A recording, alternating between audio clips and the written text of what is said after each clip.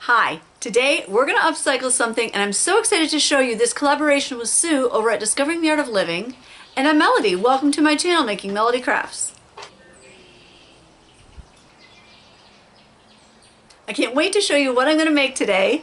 Hit that subscribe button and hit that thumbs up button so you'll hopefully be notified of any content that I have coming up. And let's get started. All right, we are down at the craft table. I am so excited. Look at that. This is an old shelf that I have. This is like a piece of wallpaper. So this is a dupe video. Welcome to it. And this is a collaboration with Sue over at Discovering the Art of Living. So excuse the view with my tripod in the way, but this is the big shelf that we've got. And I'm going to use my heat tool and we're going to get this label off and then we're going to paint it.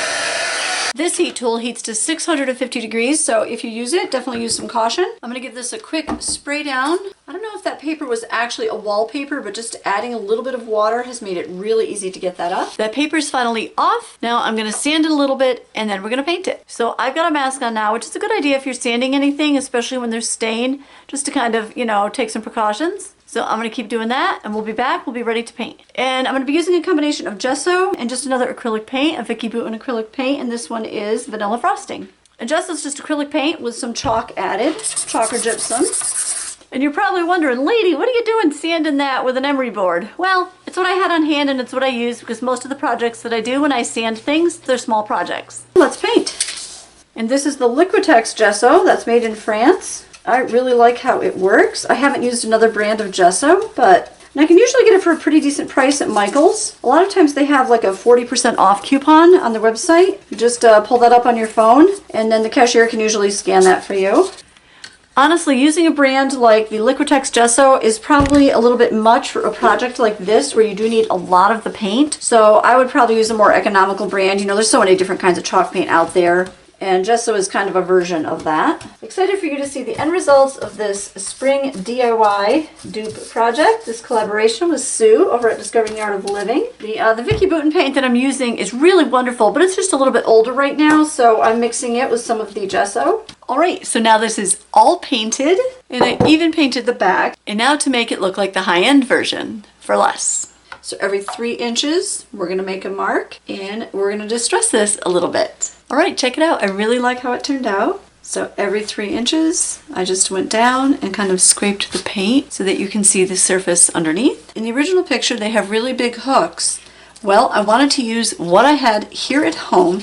So these are actually Martha Stewart book plates. I got these in the clearance section at Staples, and they were $3, I believe, for all 3. So normally they'd go like that, but we're gonna flip them around, and now we've got a hook. So I see that this one space is a little bit wider than the rest. I don't know what happened when I was measuring. When I ran out of room, I switched my ruler the other way and then finished the rest this way, but I still like it. I still think it's cool. So now I've just got to figure out the measurements to have the 3 bookplate hooks on here like that. So this says stick them right on the back. I'm gonna add a little hot glue to this. All right, now the last one. Oh my gosh, I love this so much. All right, now I'm just gonna go around and distress it a little more on some of the edges.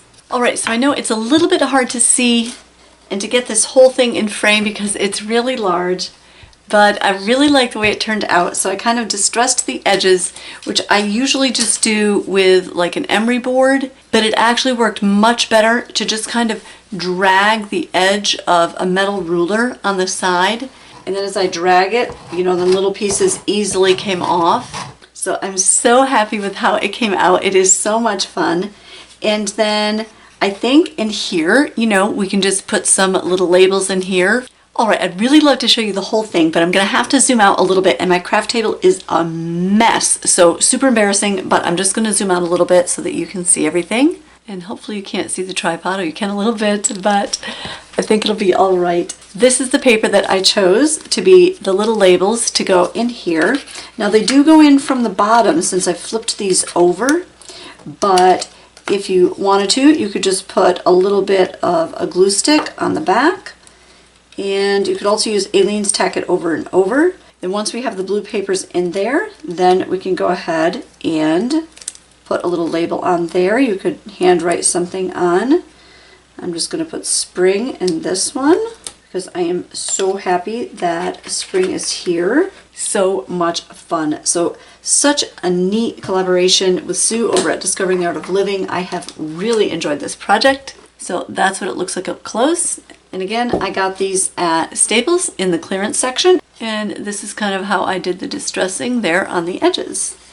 And obviously you can put someone's names in them. Now I realize when you hang something on these, if you're going to use those book plates and then just flip them around, and you hang something, obviously it is going to cover that. So if you did have someone's name there or whatever, it's going to cover that, but I'm not worried about that. I just think it is so much fun, and I really love using things I have around the house just to upcycle and change. So this was so much fun, and I'm so glad I did it. So you be the judge. Did I get close to the one that was the inspiration photo for this?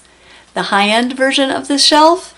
Well, I kind of modified it and just made it work for me, but all totaled, I originally paid, I believe, $20 for this, and this shelf is actually from the 90s, so it's also vintage, which just adds to the awesomeness in my opinion.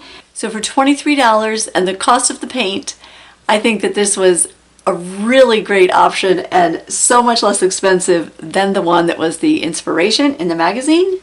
And I really do love that company, Sturbridge Yankee Workshop. They make high quality, wonderful things, but absolutely fun to try doing DIYs like this and saving a little bit of money and getting to make something yourself.